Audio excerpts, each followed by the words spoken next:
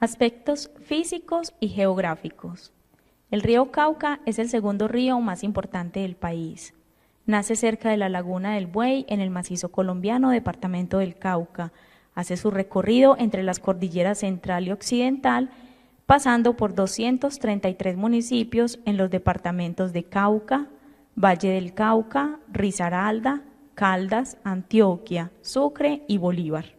El naciente río Cauca baja de los páramos en dirección noroeste, entre los volcanes Puracé y Sotará. Esta zona se ha definido como el Alto Cauca. En este tramo, el río desciende de una altura de 4.000 metros hasta cerca de 1.000 metros sobre el nivel del mar. Pasa por más de 10 kilómetros por la ciudad de Popayán y su área de influencia, alcanzando a tener 40 metros de ancho en algunos tramos y continúa limitando con el departamento del Valle del Cauca. Allí el río recorre unos 300 kilómetros aproximadamente, con gran variedad de vueltas y meandros típicos de los ríos de planicie. Siendo mínima la velocidad de sus aguas, siguiendo hacia el norte, el río Cauca pasa por el municipio de Suárez, municipalidad donde se localiza la primera alteración artificial de su caudal en la represa de Salvajina, construida por la Corporación Regional Autónoma del Valle del Cauca y finalizada en 1985. La función primaria de este embalse es controlar las aguas del Cauca en la temporada invernal, evitando inundaciones en el Valle del Cauca. La represa de Salvajina también se emplea como hidroeléctrica de nivel secundario. El río sigue hacia el norte, pasando por varias poblaciones pequeñas hasta alcanzar el límite entre el departamento de Cauca y el Valle del Cauca. Allí pierde las montañas que lo encausan por largos tramos y entra en un valle abierto donde se vuelve ondulado, caracterizado por múltiples vueltas y revueltas. Atraviesa por el oriente de la ciudad de Cali hasta llegar a los límites de Yumbo y continúa cerca del municipio de Buga. Luego sigue hacia el norte, recorriendo todo el departamento, pasando por el municipio de Roldanillo y terminando su recorrido entre los municipios de Cartago y Alcermanuevo, para luego convertirse en el límite entre el departamento del Valle del Cauca y el departamento de Risaralda, donde se encuentra con los municipios de Pereira, La Virginia, Quinchía, Marsella y Balboa. A partir de La Virginia, el valle del río se estrecha considerablemente y a ambos lados de las cordilleras se alzan, formando un paisaje de ondulaciones con suelos enriquecidos por cenizas volcánicas, un régimen húmedo ideal para el cultivo del café. Esta zona se ha denominado como el Cañón del Cauca o Cauca Medio. El río se divide en dos partes casi simétricas en el departamento de Caldas, encontrándose con el municipio de Palestina y el municipio de Filadelfia, pegado a la vía Manizales-Medellín. Luego entra al departamento de Antioquia proveniente de Caldas, en este sitio denominado La Felisa. Este tramo se caracteriza por altas pendientes, por la topografía abrupta de sus laderas y por la presencia de profundos y estrechos cañones. Aquí el río comienza un fuerte y extenso descenso que va hasta el puente de Cáceres al norte del departamento de Antioquia. A partir de Puerto Valdivia comienza a ampliarse, formando un extenso valle que se extiende hacia el norte. Aquí es navegable por embarcaciones pequeñas y planchones hasta un poco más arriba de Caucasia. Continuando su descenso se encuentra la denominada zona del Bajo Cauca, donde el río abandona el cañón y se ubica en una zona de bajas pendientes con ondulaciones suaves hasta su encuentro con el río Grande de la Magdalena. Finalmente, el río desemboca en las estribaciones del remate de la cordillera central por la boca de Guamal, en la región de La Mojana, zona de humedales productivos en el departamento de Bolívar, solo que no es la tradicional desembocadura de un río en otro formando una T o una Y, sino el vertimiento de aguas en una de las muchas lagunas que están unidas por caños entre sí. Según el Instituto de Investigaciones de los Recursos Biológicos Alexander von Humboldt, en 2011 la cuenca del Cauca tiene una superficie de 74.165 kilómetros cuadrados, lo que representa el 7% del territorio nacional, con una longitud de 1.180 kilómetros que equivalen a 63.300 kilómetros cuadrados. La población que se encuentra en esta cuenca es de 11.7 millones de habitantes, es decir, el 28% de los colombianos según el censo del 2006. El Cauca recibe, entre otros, las aguas de los ríos Timba, Pance, Risaralda, Supía, San Juan, Ituango, Tarazá y Man, estos en cuanto a su margen occidental. Y por la margen oriental, sus afluentes más importantes son los ríos Palo, Fraile, Bugalagrande, Otún, San Francisco, Chinchiná, Arma, San Andrés, Tamaná y Nechí. Este último, su principal afluente, caracterizado por una gran riqueza aurífera. Descubrimiento y devenir histórico. Los ríos han sido sin lugar a dudas el motor fundamental del desarrollo histórico de Colombia. Los torrentosos ríos que la atraviesan desde el principio de los tiempos han bañado las planicies de nuestras regiones y cuentan historias de poblamientos indígenas y conformación de pueblos y ciudades a lo largo y ancho de su recorrido. En el clásico trabajo etnográfico sobre los aborígenes presentado por Andrés Posada Arango en 1871 a la Sociedad de Antropología de París, el autor establece 3 naciones principales al momento de la conquista española, naciones que a su vez se dividen en familia o grupos, ubicados a ambas márgenes del río, de la siguiente manera. Los catíos ubicados al occidente del río Cauca, los nutaves sobre su margen derecha, los taamíes por el oriente y el sur, y también los yamesíes ubicados al norte. Actualmente la antropología ha descubierto nuevas tesis que amplían el conocimiento sobre estos grupos, donde se precisan mejor las diferencias existentes entre ellos, atendiéndose no solo a la especificidad de su ocupación territorial y a su patrón de poblamiento, sino también a los constantes movimientos migratorios desde el siglo XVI. Las primeras denominaciones indígenas que se conocen sobre el río Cauca son poco mencionadas en la historiografía nacional, ello debido a la variedad de pueblos indígenas que habitaron ambas márgenes de este torrente. Pero por los trabajos bibliográficos que sirvieron de punto de apoyo para este ejercicio, sabemos que algunos de estos nombres indígenas fueron Nillo, Citamira, Cogulla, Orrura y el más conocido, Bredunco. Los primeros españoles lo llamaron Río Grande de Santa Marta, ya que inicialmente pensaron que se trataba de un segmento del río Magdalena. Finalmente, este nombre no trascendió y llega a nuestros días con el nombre de Río Cauca, denominación impuesta por los españoles que llegaron después, como el licenciado Juan de Vadillo, a quien se le atribuye haber descubierto para la corona el río Cauca y haber establecido que este no era el mismo río Magdalena. Luis Javier Caicedo nos dice, basado en las transcripciones que hizo el historiador Gregorio Saldarriaga de la relación del viaje del licenciado Juan de Vadillo entre San Sebastián de Urabá y Cali en el año de 1539, tomado del Archivo General de Indias. En este informe, Vadillo cuenta al rey de España cómo su expedición duró todo el año de 1538.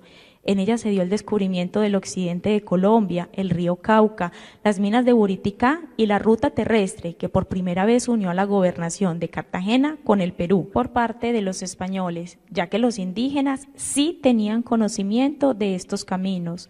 La relación del viaje dejó documentada la primera expedición sobre Antioquia, Caldas y el norte del valle. Durante la época de la colonia, los indígenas fueron agrupados en la modalidad de resguardos y una vez terminada la independencia, el periodo de desilusión de los resguardos tuvo diferentes matices en las regiones que limitan al río Cauca. Por ejemplo, en Antioquia, gracias a las recomendaciones del gobernador Francisco Silvestre y a las del visitador Moni Velarde, la tierra se tituló, siendo ambos reiterativos en que a dichas propiedades se les diera uso agrícola. En el resto del territorio se inició una política de agregación de 2 o más pueblos de indios, liberando así grandes porciones de tierra que entrarían al mercado. Durante todo el siglo XIX hubo presión ejercida por la población blanca y mestiza que buscó la desintegración de los resguardos como medio de liberación de la tierra y de mano de obra. Pero también hubo presión de las comunidades negras, que luego de su manumisión hacia 1851 pasaron a ocupar las partes bajas de los ríos. Ponderar la distribución diferencial del poblamiento en ambas márgenes del río da cuenta de la riqueza y variedad de la geografía colombiana, de la diversidad socioétnica del poblamiento, con sus diferentes costumbres y formas de habitar el espacio y de relacionarse entre ellos y el resto del país. En Antioquia, el historiador Juan Carlos Vélez Rendón, en su libro Los pueblos allende el río Cauca, describe con gran erudición el proceso de integración del suroeste antioqueño a las dinámicas económicas y políticas del departamento.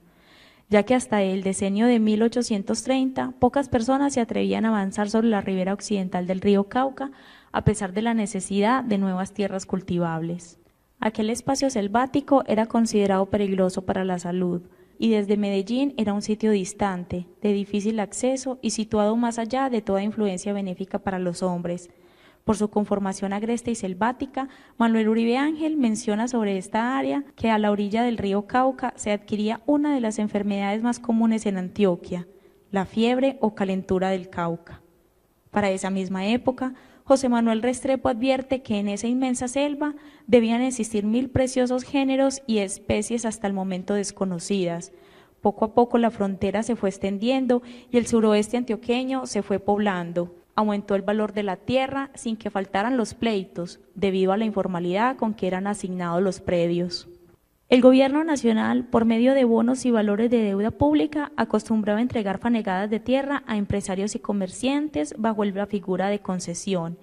Para la época apenas se estaban delimitando las fronteras administrativas internas. Hasta hace menos de un siglo, el río Cauca y el hombre convivieron en armonía y compartieron sus dominios con mutuo respeto. Pero con el tiempo, ya en la segunda mitad del siglo XX, el aumento de la población demandó la utilización de áreas que eran anegables y en algunos casos invadió sus riberas con asentamientos informales. Apareció también el empresario agrícola y las nuevas industrias que pretendían despojar al río de sus trazos naturales de regulación de crecidas para confinarlo mediante diques.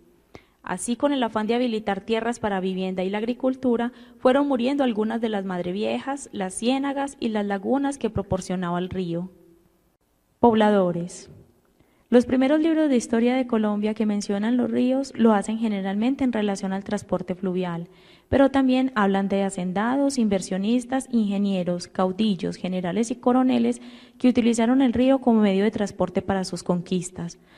Poco o nada se habla de los ribereños comunes, negros, indígenas y campesinos pobres que transportaban en canoas personas y mercancías, aquellos que cuidaban las bodegas en los incipientes puertos, que cultivaban la tierra, pescaban y preparaban la comida, transmitiendo a las nuevas generaciones costumbres que han perdurado hasta el presente.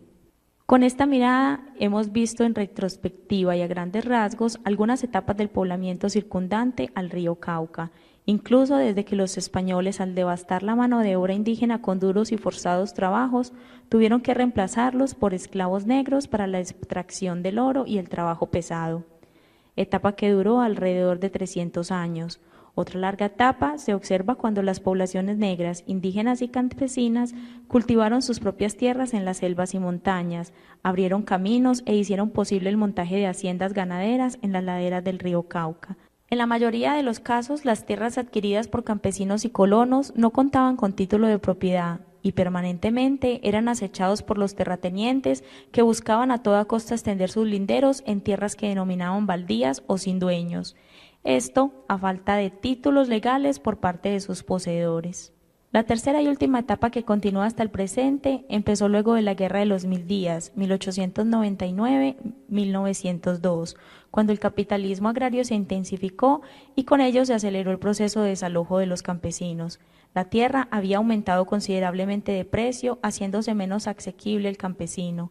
En las últimas décadas, muchos se han quedado incluso sin el munifundio que lograron conservar a fuerza de lidias. Otros, con menos suerte, son jornaleros.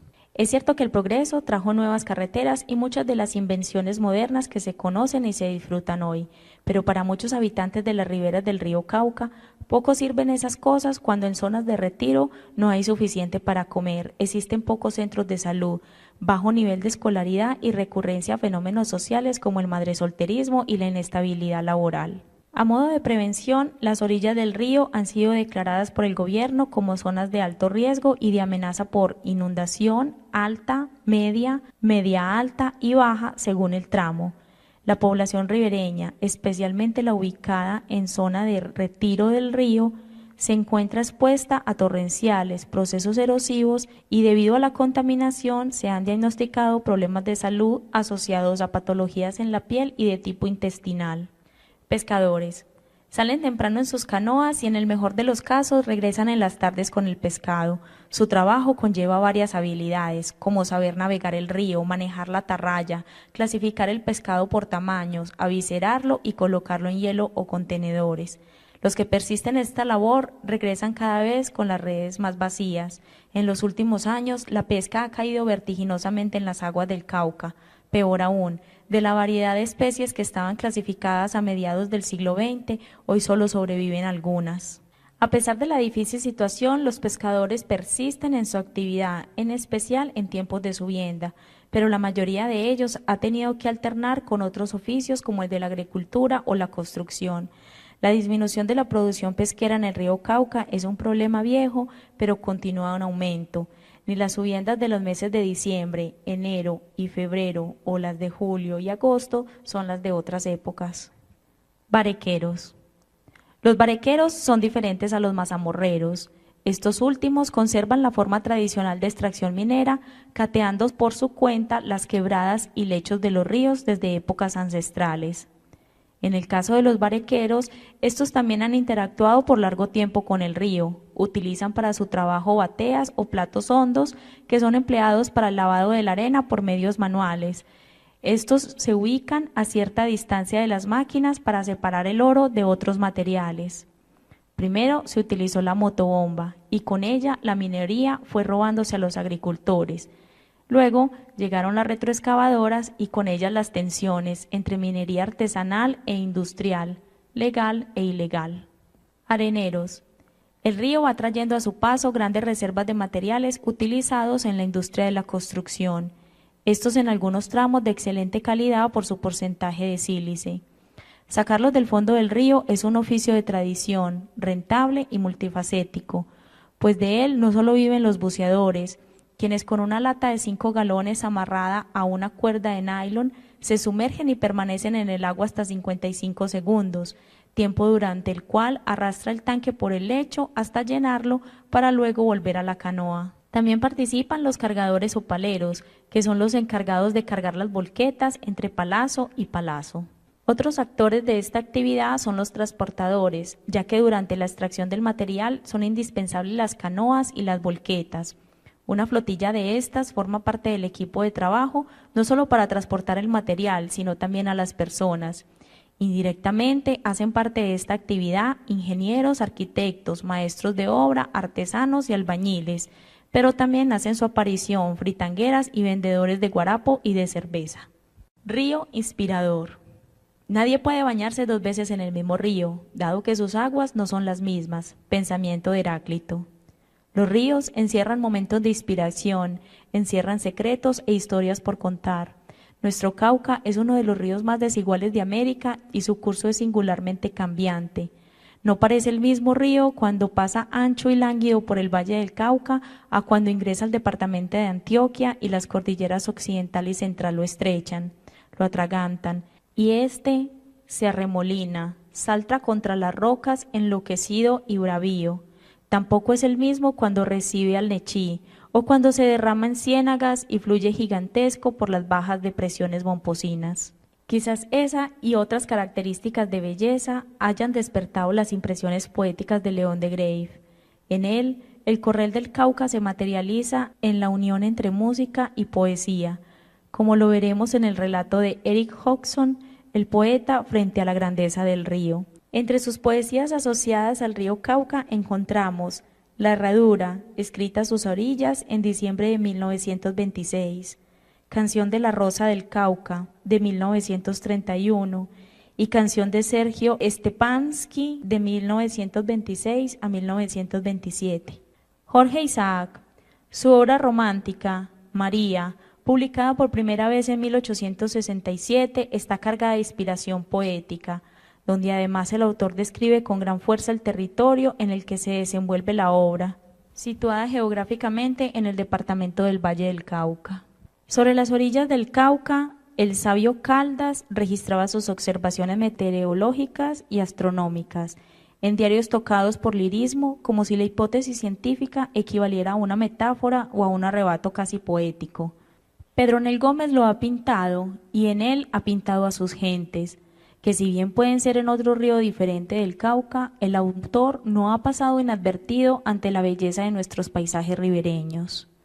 Fotógrafos como Carvajal y Melitón Rodríguez lograron congelar en una fotografía alguno de sus instantes mágicos.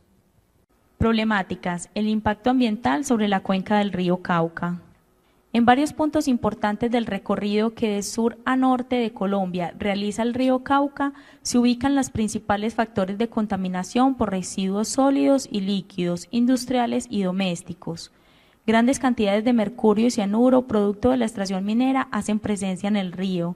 Las cuencas y sus riberas presentan problemas ambientales históricos no resueltos, derivados de la deforestación y la erosión, lo que está haciendo incompatible la relación entre el medio ambiente, los recursos hidrobiológicos y pesqueros. La Escuela de Administración, Finanzas y Tecnología de AFID determinó en 2006 que los bosques en la cuenca del Cauca han sido talados durante las últimas 3 décadas a una tasa del 1.9% anual, una de las más altas de Latinoamérica y del mundo. La deforestación del bosque de galería para ser convertido en pastizales es una de las causas que más ha contribuido a la inestabilidad de los suelos y diques ribereños, especialmente en donde predominan las pendientes altas susceptibles de deslizamiento, ocasionando alteraciones en las orillas e induciendo cambios en la dinámica del río. Apenas naciendo, el departamento del Cauca arroja en él todos sus desechos industriales y el producto final de la industria minera en sus diferentes afluentes. El segundo departamento, el Valle del Cauca, es uno de los que más alarma, ya que no solo deposita sus grandes cantidades de desechos industriales, especialmente de la ciudad de Yumbo, sino que también arroja a su cauce algunos desechos y el mal manejo de basuras producidas por la ciudad de Cali. No se pueden desconocer los altos niveles de lodo que vierten al río sus afluentes menores, aún en la cuenca alta, sin olvidar las represas que en poco tiempo tendrán al límite sus niveles de sedimentación y que, como ha ocurrido en otras ocasiones, pueden ser arrojados río abajo. Al pasar por el departamento de Caldas, el río nuevamente es contaminado por otra ciudad importante y por decenas de municipios acostados a sus orillas. Pero es definitivamente Marmato el que mayor contaminación por extracción de oro le otorga. Continúa su recorrido al norte con las ya contaminadas aguas y el arrastre de sedimentos finos desde las cuencas afluentes, aumentando el contenido contaminante y el deterioro en la calidad del agua. Para frenar su muerte paulatina, será necesario la coordinación de acciones contundentes de los actores estatales en todos sus niveles, la participación decidida de todas las instituciones, entre ellas las grandes industrias y las universidades, además de la comunidad ribereña. Hidroituango. El proyecto hidroeléctrico denominado Hidroituango estará ubicado en el departamento de Antioquia, en los municipios de Ituango y Briceño principalmente, pero la cuenca inmediata del embalse comprende 6 municipios más que hacen parte de la zona de afectación, aunque los cables o líneas necesarias para la transmisión de energía afectarán otros municipios de la región. Las principales obras físicas están localizadas a ambas márgenes del río Cauca, entre las desembocaduras de los ríos San Andrés e Ituango. Se construirá una enorme presa que se asemeja a una gran montaña de roca. A partir de un muro de 225 metros de altura y 500 metros de ancho, se creará el embalse de 70 kilómetros de largo que contendrá hasta 2.720 millones de metros cúbicos de agua. La casa de máquinas tendrá instaladas 8 turbinas, cada una con una capacidad de generar hasta 307 megavatios. La primera de ellas debe comenzar a operar en el 2018. Para la construcción de la presa fue necesario desviar el río Cauca. Este hecho fue considerado por los expertos como un reto para la ingeniería en Colombia y hace de Hidroituango el proyecto hidroeléctrico más grande de Colombia, no solo por su costo de $5.508 millones, sino porque permitirá producir el 17% de la energía del país con 2.400 megavatios. La represa inundará 4.500 hectáreas e impactará otras 26.000 hectáreas de uno de los bosques secos tropicales mejor conservados de Colombia, en donde pervivían guacamayas verdes endémicas de la zona, tigrillos, innumerables variedades de serpientes, peces, osos perezosos y mamíferos en vía de extinción. Además, las continuas modificaciones a la licencia ambiental del proyecto, hoy van más de 9, han ampliado la zona de afectación y por lo tanto los impactos ambientales. Incluso en el curso de estas modificaciones se han solicitado concesiones de aguas, de las cuales han hecho uso ancestral los barequeros, arrieros, pescadores y campesinos que han interactuado por siglos con el río. Organizaciones sociales como Ríos Vivos y Cesán Agua Viva agrupan y representan a las personas afectadas por las obras.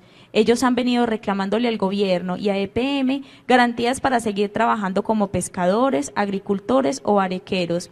Según ellos, ya no se pueden acercar al río y son constantes las explosiones y el polvo que levanta el avance de las obras. Finalmente, se han habido espacios para dialogar, pero no los suficientes, y muchos de los líderes de las protestas legítimas en defensa de quienes han habitado la orilla del río, que datan de años previos a la construcción de la represa, han tenido que salir de sus tierras. Los inversionistas ejecutores del proyecto no han cumplido con todos los tratados internacionales para estos casos, algunas veces bajo amenaza o bajo la presión del ejército que protege los intereses de la compañía. Los pobladores deben mudarse a otros lugares y cambiar hasta su oficio.